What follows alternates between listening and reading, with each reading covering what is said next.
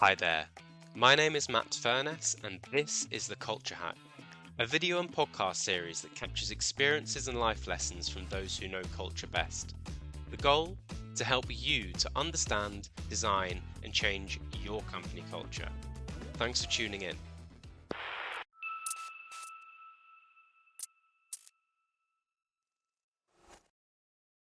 Hi everybody and welcome to The Culture Hack. It's Matt Furness here from Click Culture Consulting and I'm delighted to be joined today by Danny Wareham. Danny is the founder of Firgun, a specialist consultancy who help organizations to nurture high-performing teams, leaders and cultures. He's a business psychologist, coach and speaker and I'm really looking forward to speaking to him today. So welcome Danny, thanks so much for coming on. Thanks for the invite, Matt, and well done on Firgun. Pronouncing it correct. It's great work. Thank you. I really appreciate that. It did take a little bit of practice before we got onto the call. So we'll be talking today about your experience, research and views on cultivating and nurturing healthy cultures. But first, let's step back and tell us a little bit more about your story and your background. So my background is a little bit varied. So if I go back quite a way to my kind of childhood, I never really fitted in.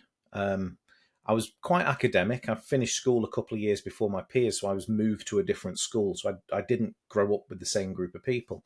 And as a result, I was always a bit of an outsider. I didn't really play sports, didn't really fit in. Well, that's how I felt. And if I fast forward through my life, when I was working in the corporate world and I decided to step back, I had a bit of a reflection to work out what is it that I enjoy doing, what gets me out of bed in the morning. And I found this kind of golden thread of I always seem to create spaces where people can be themselves, where people can fit in, where they can belong. And that doesn't matter if it's in the cultural work that I do or whether I play basketball. It's not about me scoring. It's about learning when are you at your best so I can set you up with the right kind of pass. It's hosting a dinner party and making sure your glass is full and you like the food and the temperature's right. And culture is just like that. It's how do you create environments where people can contribute purposefully without fear of ridicule or reprimand. So when I stepped into my own kind of counsel, that's the focus that I made. How do you create those environments?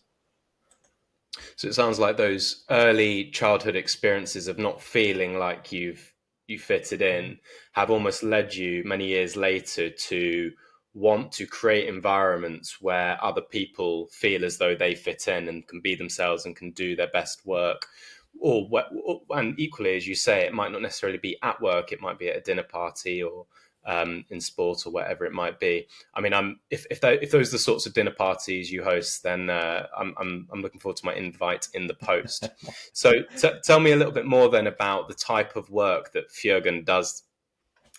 So most people, when they think of culture, they tend to think of fun. They think of I use an analogy of imagining a work environment that's energetic and exciting. And on a Friday, we come in our sports clothes and we all go to the pub at 2:00. And there's a big win machine where we can grab gift vouchers based on our performance. Isn't that the sort of place that you'd like to work? Well, congratulations, you're a terrible funeral directors. Culture is not about fun. It might be fun, but that's not its motive. It's about how do you create and nurture and encourage the behaviors, the decision-making, the approaches that support your organizational strategy. And that's what it's about. It's not about shaving people's edges off and making them fit into a box. It's about letting them be themselves so they can contribute towards the entirety of the vision and the organizational strategy. So hopefully that kind of answers the question. Yeah. So it sounds like that's what we do. Yeah, go on. That's what we do. How do you create the environment where you can bring all of your unique attributes and use them for the good of the organizational strategy? Got it. Makes sense. And you do that then through helping, making sure that everybody can play their role and us are working in an environment that helps them to move towards that strategy or that purpose. And in doing that, what are the challenges that you find keep coming up, or the challenges that you find are the most tricky to overcome in trying to create that type of environment? fabulous question, especially as a small consultancy. Being able to encourage clients and prospects to take your services because of the perception of what culture is can be a challenge. So the main things are, what is the return on investment? I want to see an immediate return or an immediate impact to the work that somebody does in my business, whether that be a brand new salesperson, whether it be the marketing strategy. People strategy is very similar. And the second is the belief that culture is something somebody else does. So in large organizations, that's the HR function that does culture, or it's the team leaders that do culture.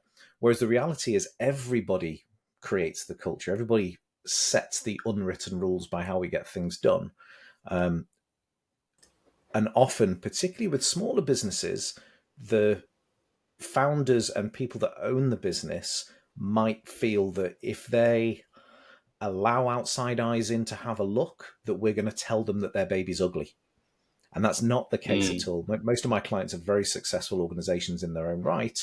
And culture is not about being a good culture or a bad culture. It's, does it help you to achieve your goals, or does it make things just that little bit harder, which probably means it's going to take longer to make decisions and be more expensive. So the blockers are, what do I get? What's my bang for my buck? And the responsibility and ownership of actually culture is everybody's. It's in everybody's gift. And it sounds like almost a sub point within the second of those is this fear that you're going to be judged, or this fear that someone is going to come in and almost like mark your home. Some external consultant's going to come in and mark your homework, and it feels like, what do you know about my context? So tell me a little bit more about what you do to help manage and overcome those challenges. There's lots of things that influence culture, but some things influence more than others. They have a disproportionate influence. So the first place that I look is in one of those more influential areas, which is senior leadership and founder if it's a smaller business. Where my work differs from most people that work in culture is it's very psychology based, particularly around personality. Personality and the individual differences will make people feel more comfortable in certain situations, which means they will make decisions a certain way. They will react to change a certain way. And that way can be perceived differently for different people within an organization or even within the leadership team themselves. So, for example, if you have in the Big Five model of personality, for example, if you take something that's like agreeableness and neuroticism, if you have somebody that's high agreeableness, then they may be warmer and more friendly and caring, but there is a risk that if they overplay that trait, that they become people pleasers, they sacrifice themselves for the good of everybody else. At the other end of the dimension, it could be they're more forthright and more direct, but that can be brusque. That's only a hair's whisker away from being brusque. So if you have people that are low agreeableness working with high agreeableness people who are also high on emotional stability, high neuroticism, then they can take they may take feedback as a personal attack. So even though the feedback was objective, evidence driven, and given with the best intention, different people would respond to that feedback differently. That would also permeate out into the wider culture of, well, actually, I'm not going to put my hand up because last time I felt that I got shouted at or berated or shot down, even though you objectively weren't shouted at or berated or shot down. So I look at it, first of all, from a personality point of view, because that's your relationships form part of the fuel behind culture. And the second is then, how do you make it objective? Everybody is experiencing the world subjectively through their own experiences, their own lived experiences, and so on. So how do you bring some evidence to the party that the things that you're seeing in an organization are either helping or hindering your journey towards that vision or towards your organizational strategy and goals? So again, hopefully that answers the question, but I start with personality and the relationships and how different people can see different events and situations differently, even though they're exactly the same. And then it's, how do you bring some evidence to the party to back up these things that you've seen within organizations and behaviors that are manifesting? So it sounds like the point that you're raising here around bringing some objectivity to something that is inherently subjective Mm-hmm. links quite nicely to the first challenge that you were raising around having some sort of ROI or some clearer sense of why bother with this. Mm-hmm. I'm curious, how do you show those skeptics or the people, the finance director or whoever it might be, how do you demonstrate to them that this is worth investing in? This is similar for all change that I've encountered across my corporate life and across the work that I do now. Is getting early buy-in is essential. And the kind of tenets to early buy-in for me, you have to have credibility in what you do. You have to build trust quickly. But probably the most influential is you need to make some form of difference quickly. So although culture is like gardening, it takes a long time for the fruit to properly arrive. There are some quick win activities that you can do that will move the dial a little bit, that help give you that kind of breathing room and introduce the kind of the gravitas and credibility that you're looking for as well. So the first thing I do when I work with organizations or with small businesses or even individuals is, what are those kind of quick wins that help you establish rapport and trust, so that you are bought more time effectively to go and garden properly. Mm, mm. So it sounds like you you need to recognize that it takes time, right? Mm-hmm. To your metaphor, culture's like gardening, Yeah. but also simultaneously buy yourself some time with some quick wins, because a finance director, as an example, doesn't want to be told just be patient, right? So help me understand a little bit more about those types of quick wins that people could put in place to buy themselves a little bit of time and credibility and show some initial progress to then get the credibility and the trust and perhaps the budget to then do more meaningful and impactful and longer term pieces of work. So there's probably two families that are of areas that you can look at. The first is the relationships between people that are decision makers or influential in the decision making process. That tends to be your leadership team. So how can you identify what are currently pain points or potential pain points? So it could be that two different people see the same situation differently. Helping them to understand why that is can yield improvements in the relationship straight away. So even though there isn't necessarily a KPI you can hang your hat on, the more holistic feel of the team is different, and that is enough. That creates a kind of halo effect that is enough to kind of give you a little bit extra fuel. The second, and this took me a bit of time coming out of the corporate world, the organization that I worked for previously were fabulous, very slick, very efficient, very organized in the way their processes and protocols are done.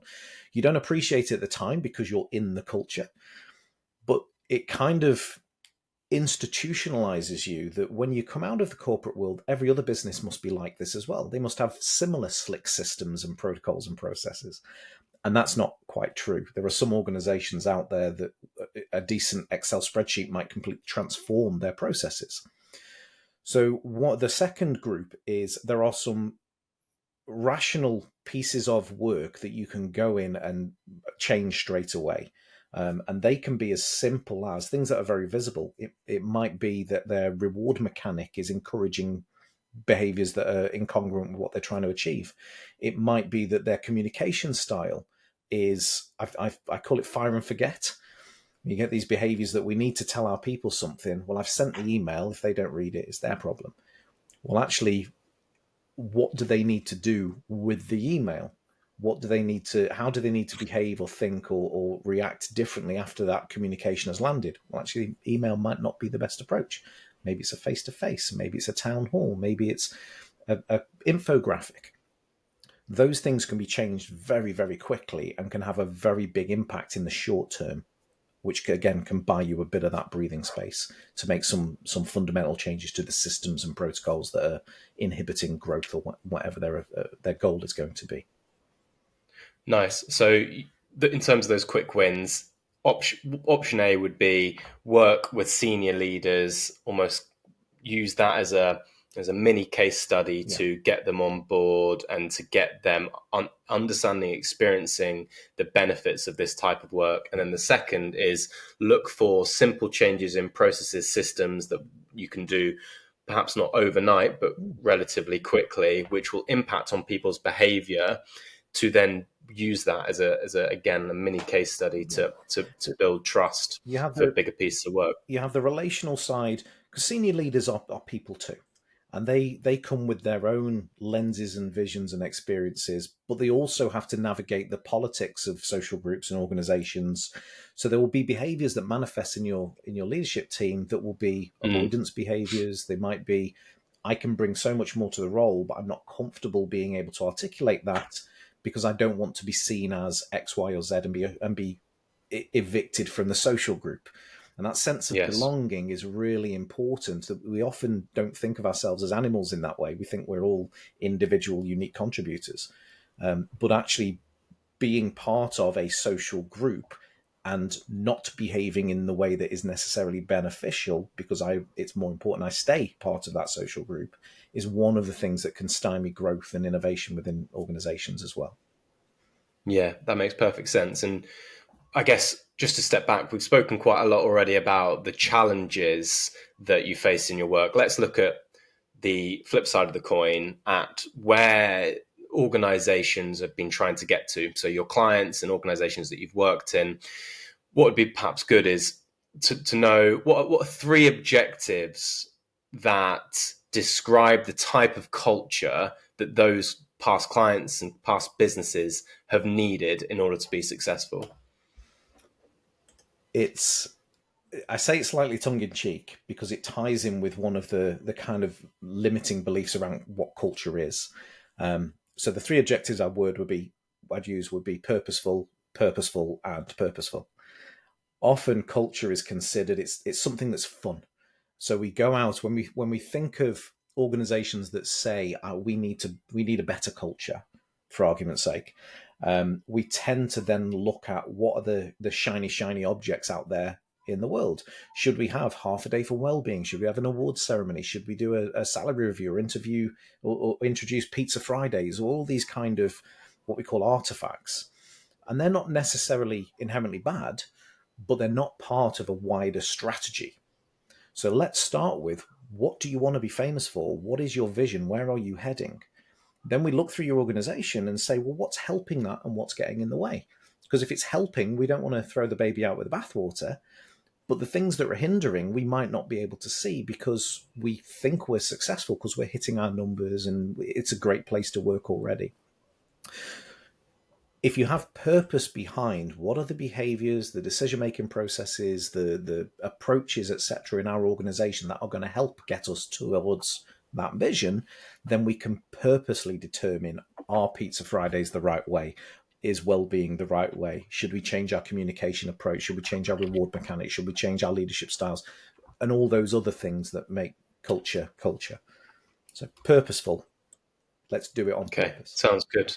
I mean, you slightly cheated there using the same word three times, but I'll allow it because I totally understand the intent behind it. So it sounds like the shift then is from seeing culture as how do we give people a nice time, Yeah. to instead asking the question of what is the type of culture, what is the type of experience, what is the type of behaviors that we need in service of something bigger, whether that's a strategy, a vision, a purpose, a mission, whatever that might be. And those, I imagine, those might be things that give people a nice time, Pizza Fridays or whatever it might be, but they're not necessarily those things. And actually, at times, those nice little fun routines might actually be at the detriment of Mm-hmm. that bigger vision. So it sounds like that's the shift that you're suggesting needs to be made, and therefore there's no such. It sounds like there's a good culture is just one in which it is helping people to achieve a collective goal or direction. Precisely. And I realize it's something of a controversial view, but I don't believe that there are good or bad cultures. If you take something like, I use Elon Musk as an example. Elon Musk running Twitter, he's been very clear and transparent that if you work here, you are going to be berated at times, you're going to sleep in the office, it's going to be long hours, and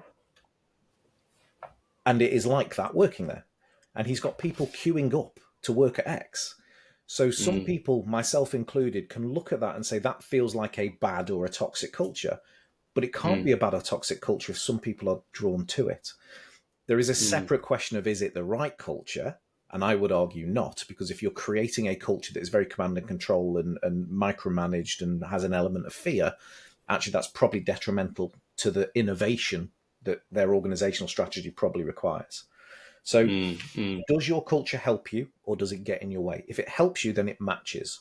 If it doesn't, it's mismatched. And there will be artifacts within that that are mismatching that you can address. But you can't address them if you don't know where you're going. What is your vision? What are you heading for? And if you don't know that, what we tend to do is just throw things at a wall and see what sticks. Let's have fun days. Let's have dogs in the office, or whatever it might be. Yeah. So it sounds like it all starts with a crystal clear clarity of what is the vision, direction, purpose of this organization, and therefore what is the culture that we need, what are the behaviors that we need, and then we get into, how do we nurture those right behaviors. Yeah. So to make this a little bit more real, I'd love it if you could tell me perhaps about a cultural initiative or program or whatever it might be, a piece of work that you've been particularly proud of that takes these sort of theoretical ideas and actually applies them in a real life setting. There are so many examples, because I'm very privileged with the work that I do is so intrinsically linked to what I believe as an individual. Create places where people can contribute purposefully without fear of ridicule or reprimand. If I give you an example of one at scale, this is an organization that has 2,500 salespeople, quite a big blue chip.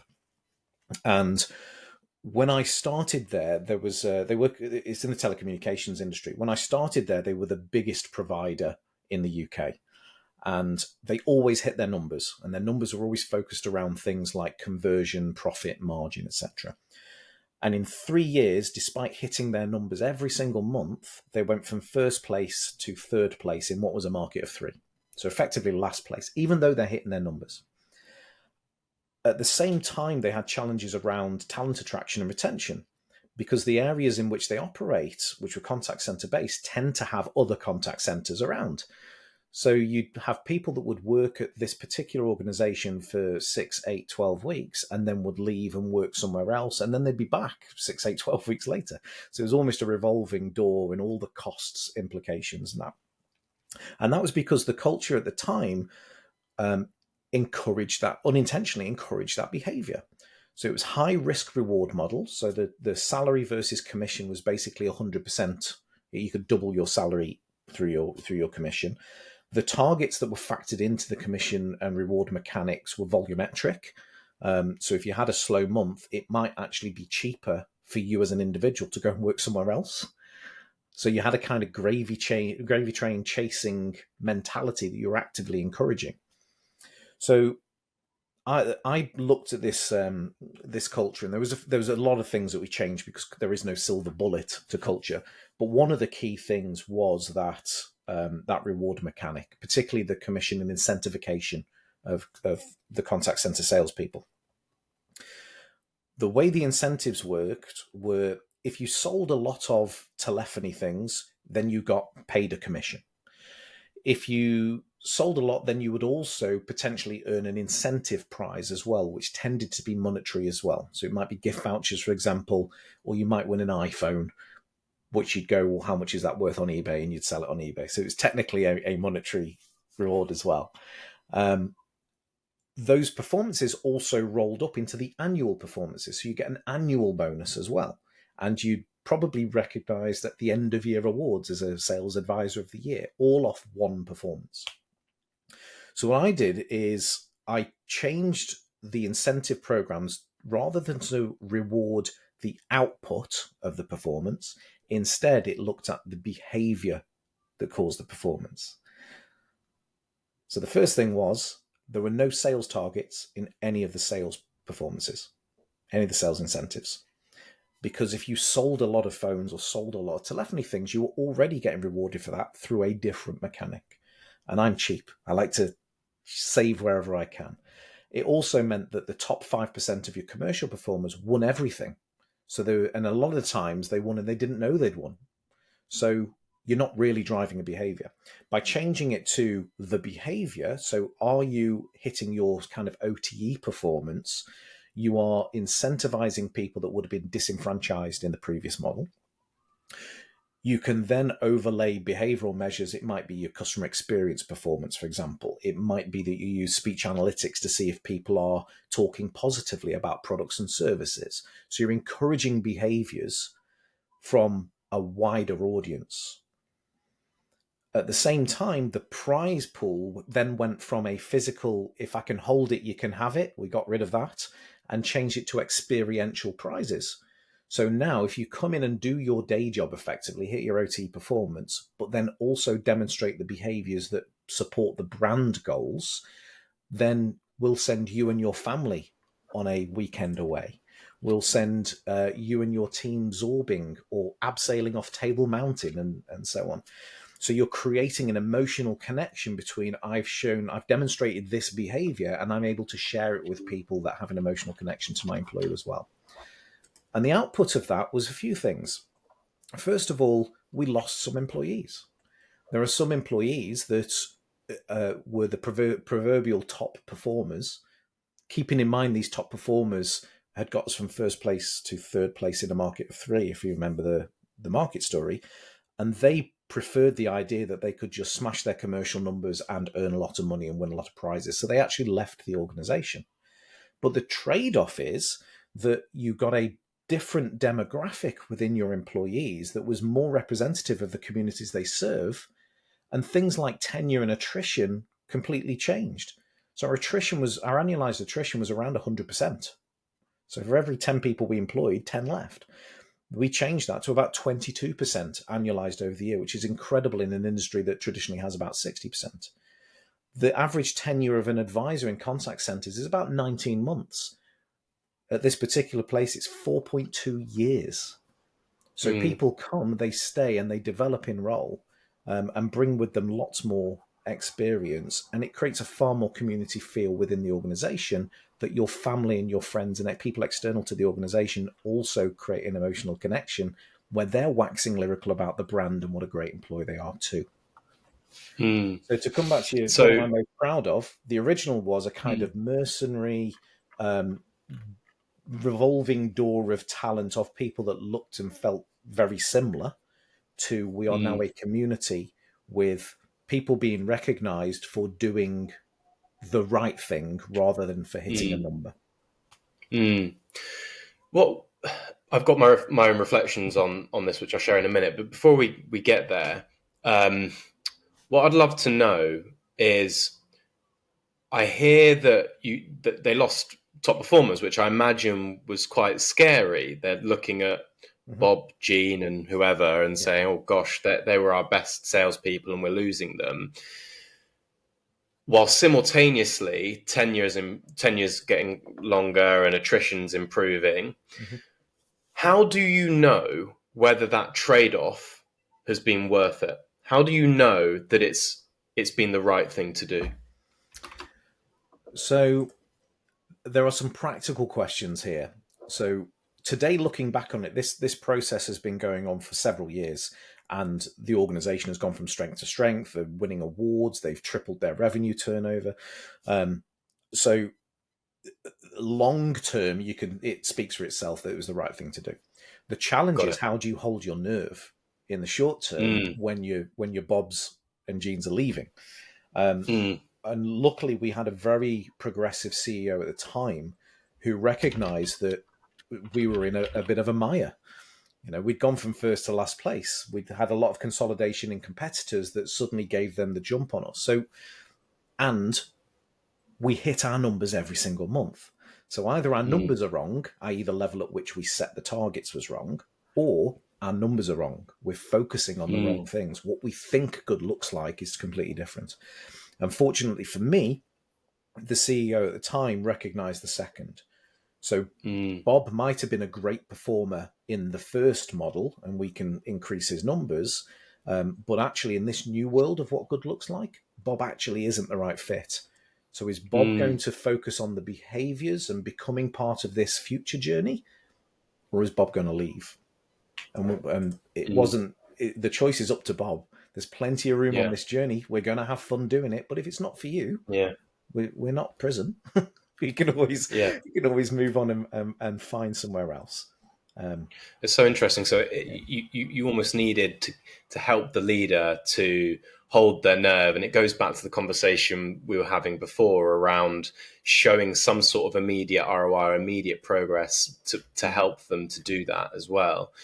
So I said a minute ago that I was going to share my view on it, so I'll do that now. I think what I really like about this is two things. One is when there's a cultural problem, what I notice a lot of businesses do is they focus on skill or motivation. So they go, our people aren't behaving in a certain way because they're not skilled to do so. So, they're not skilled to have the right conversations with customers, or they're not skilled enough to whatever it might be. So let's put them on training. Option B is, they're skilled, but they don't want to do it. So let's put out a load of comms and let's persuade people and motivate people to change their behavior. You didn't play that game. And the game you played was, what are the structures, processes, things in the environment that are incentivizing particular behaviors? And let's start there, as opposed to almost blaming people and saying people don't have the skills, people aren't motivated to do the right thing. What you almost went the assumption that the problem isn't a matter of skills. The problem isn't a matter of them not wanting to do it. The problem is that the system we've created around them is driving the wrong behaviors. And if we change that system, it will therefore drive the right behaviors. So I love that. I think that's great. The second thing that I really love about it is with the incentivization piece, you focused on incentivizing the input, incentivizing the controllable things that they can do, as opposed to the output, because high performers won't know often why they're good at what they do. Sometimes they will, but sometimes they just do it on autopilot. And equally, sometimes bad behaviors produce good results and vice versa, actually. So I think about, I play a lot of cricket, and sometimes as a bowler, you bowl a good ball, but it gets hit for four. But that's normal. That's a normal part of the game. Equally, sometimes a bad ball will get a wicket. That's okay. The thing you shouldn't start doing now is purposely bowling bad balls. It's about how do you focus on what's in your control that over time is the right thing to do, and incentivizing and doing those right behaviors will lead to results on the whole. Maybe not on every single sales call in this example, but incentivizing those behaviors and then trusting that results will follow. So I really like those two things. I couldn't agree more. And to give you a real example of exactly that, if you imagine that you've got a team leader in a contact center who goes off on maternity leave or goes off sick, for example, what tends to happen is we'll take a high-performing advisor from the team or from another team and second them into a team leader's position. Now, if we are recognizing results, then the chances are that seconded advisor into a team leader position is not going to perform at the same rate or same level as their peers. And what will happen is 3 months, 6 months goes by, they're still not quite performing because we might not have given the developments, etc. they need. So what we do is we put them back to their advisor job and they advertise the role. What we really want to do is catch them doing things right behaviorally. So yes, your coaching might not be quite at the caliber of your peers, but they've been doing the job for longer. Here are some tools that can help you. Don't lose heart. We want to encourage the behaviors. But how many times do we actually encourage the behaviors? We tend to want the number. You have a salesperson that's negotiating and they get taken out. So a junior salesperson steps up, researches the prospect, goes and pitches to them. The prospect decides not to go with the agreement. That's outside of the salesperson's control. Now, do we reward the person that did the research, that did the pitch, that stepped up to the plate? Or do we say, well, actually, you didn't convert, your performance is bad, back on the phone? Mm. And Yeah, we yeah, often want to hang our hats on a number. We should be hanging it on the yeah. behaviour. I imagine it's because as human beings, we like simplicity and we like to distill things down to an answer. We're not very good with ambiguity as a species. We like, you know, Yes. cognitive closure on things. So it makes sense. But we have to sort of be aware of that bias and incentivize and promote the right things. And we're starting to talk about things that you do in your work and the things that you've learned. So I guess my next question is, what do you wish you'd known 10 years ago about changing, developing, nurturing culture? Yeah, what would I tell a younger Danny? There's probably quite a lot of things I would say. Invest in masks is probably a good one. But I think when you talk about culture, and I've been guilty of this in the past, is I made it feel like it was something kind of abstract and amorphous and wishy-washy. It's something that goes into the HR black box. It's a nice to have. You shake it up, and there might be some improvements. And what I've found is that what's more important is what's the output of having an aligned, purposeful culture. And there's lots and lots of studies about, it's 2.5% more revenue, it's 62% fewer holidays, 62%, that's a terrible stat, 62% fewer accidents, for example. But even things like purposely engaged employees are far more likely to donate their time to charity outside of work. They're far more likely to put the bins out for the neighbours. So there are social impacts of doing this. It's not just a return on investment because it's the right thing to do. And I wish I'd focus more on what's the impact of having a purposeful culture rather than this is what culture is and this is how you change it, and talking about the nuts and bolts of culture. Mm. And that example that you just shared is, I think, one of those things that with hindsight you go, well, yeah, obviously, but I think I noticed myself making that mistake. It's one of those things that's sometimes obvious when you say it out loud, but in practice we don't always start with that. What about a big myth, perhaps, that you've come to realize that you want debunked in the industry, and people who may not quite, a big myth that you think that the industry or other practitioners are perhaps believing at the moment? So I'll give you two. One we've touched on already is that engagement is fun. No, fun is not its motive. It might be fun, but that's not why we do it. Engagement and culture is about how do you encourage the behaviors that are going to support your strategy. Those behaviors might be silos and command and control structures like you get in the army. But if you put that culture into Google, it stops all innovation. So it's finding the right tool for the job, not necessarily making it fun. But probably a better one is we don't necessarily need leaders. If we think of a leader's role, it's to set the direction of where we're heading, and it's to encourage the behaviors and the approaches that we have within our team or our organization. And for me, that's something that culture can do, because culture is what informs our behaviors and our decision making when the boss isn't in the room, which is 99.9% of the time. It informs all of our decision makings, how we think, how we navigate innovation and problems as well. So the kind of short version of that is that leaders don't lead people. Leaders lead environments. Leaders create the culture and the environment where people can be able to make the right decisions aligned to that kind of future vision. And they will self-police. They will determine the behaviors within the group even. So leaders don't lead people, they lead environments. Culture can be the leader.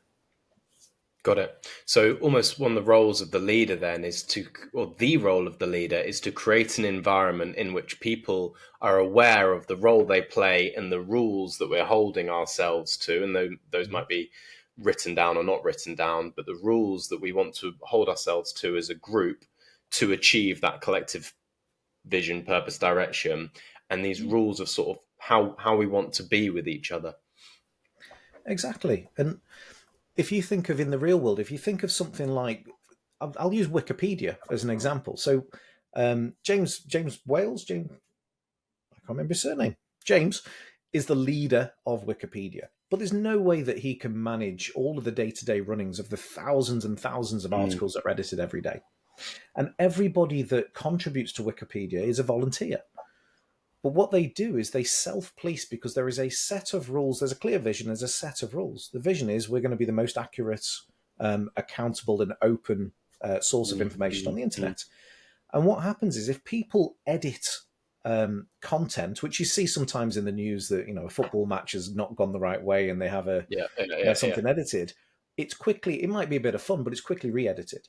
And if there are people creating articles, I can't go on and create an article about myself. That's against the rules. Somebody within the group will police that, etc. That's an example of the culture sets the norms and the societal rules of how we get things done at Wikipedia. James doesn't even need to be there. It polices itself. Yeah. And organizations can do the same thing, but quite often we get in our own ways with structures and protocols and processes and systems, and become more command and control than we really need to be. Yes. Okay. I really like that. Wikipedia is a really powerful example, actually. And I think those examples of where it goes wrong when they reach the news, and it's interesting that they come to light because it's not the norm. And the norm is actually that, Wikipedia is used by so many people daily because this self-policing system has worked relatively successfully. It's not perfect, but it's pretty good, right? Let's end on a really practical question then. So what I'd love to know is a culture hack that you love. So something that can take a little bit of effort but can have a huge impact. Culture is lots and lots of little things for me. And if you know what you want to be famous for, if you know where your organization's going, if you know what your social group is trying to achieve, then actually these little things become even more paramount. So my favorite is these micro role modeling of behaviors. So for example, if you're trying to create an environment where people can be proud of where they work, and that pride might manifest in ways of improved quality, for example. So quality might be a KPI, but all comes back to the behavior of being proud and this is our place. If as a senior leader, because you have a huge amount of influence and you set the tone, if you're walking through the office and there's a dirty cup, do you walk past that cup? Because it's not your job. We pay cleaners to deal with that stuff, which objectively is true. But subjectively, you're sending the message that actually pride is not something that's somebody else. And it's those little micro things of actually, I'll take that cup to the dishwasher. Those are the things that make the difference. It's the everyday tiny signals that we send to each other that change the smell of the place, as I call it. Yeah. And you would notice that. I would notice that. If I noticed senior leaders taking their cups out, consciously or subconsciously, I'm not sure whether I've noticed it on which of those levels, but I would notice it, and that would send a message. And actually, the more senior they are, the more I would notice, I think, and the stronger the signal it sends. And you'd also look for other evidence. So once you've consciously noticed it, the chances are you kind of your confirmation bias will go looking for other evidence to support the decision that you've made. So it becomes a bit of a snowball effect of